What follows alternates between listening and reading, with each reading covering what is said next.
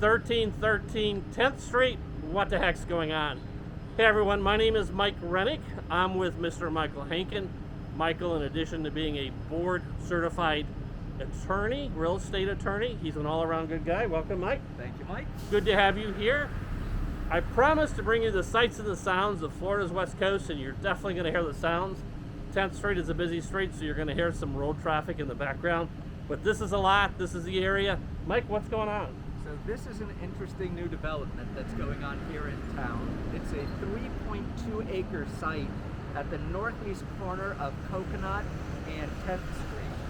What the developer is looking to do here is rezone the property from its current zoning, which is a community office institutional zoning, to a relatively high density RMF7, which would allow 50 units per acre on this site.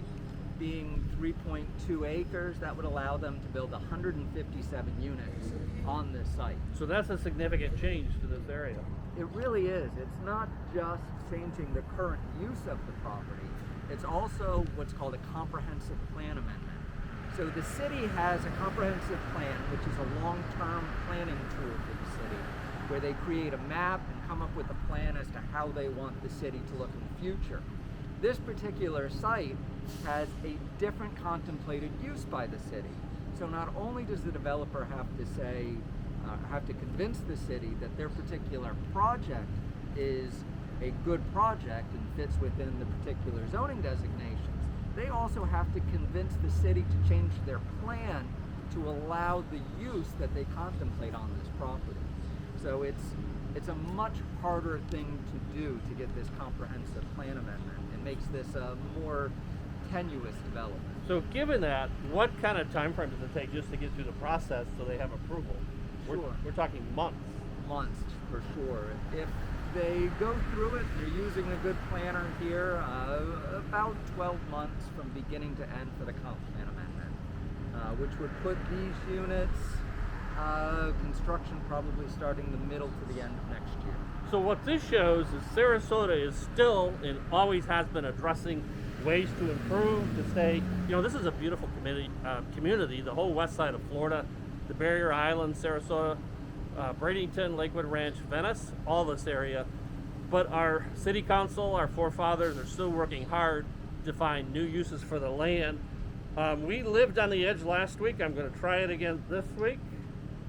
And let me see if I can pan around just so you can get a little bit of the area. We're right on the edge of what's called the Rosemary District. And that's a little bit there. It shows that corner of the building that's part of this. But the Rosemary District, there's lots of stuff happening in terms of development. In Rosemary District, really, we're on the north side on 10th Street, which is where we're at, standing next to the side. On the east, it's Orange Avenue. On the west, it's Tamiami. And on the south, it's Fruitville. So you got a nice square block, not block, but square multiple blocks there of an area. Lots of development, lots of things happening. This is just on the edge. It's on the north side of the Rosemary District. Just outside of the district, right? So more things happening here. So really the story to tell is Sarasota, who's always been a great place to live, work, and play, will continue to improve itself. Yeah, well, this is a great infill development and shows that the city just keeps getting better and better. So again, this is our promise to continue to tell you the story of this part of Florida from the aspects of the folks that live here, play here, and work here. We'll be back again next week with another story. Thanks for watching.